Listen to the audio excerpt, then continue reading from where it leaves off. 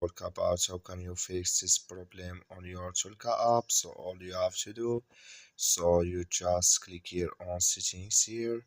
So then you just click here on settings, it's going to take you to this list. Then all you have to do, so you just go down here, you keep going down here, then you click here on apps, then come to apps list here. In here you're looking for Tolka app, or just click here on search, then here add Tolka app. Here it's going to show for you like this. Click on it, then it's going to take you to next step here. Just click here on first stop, then you click here on OK.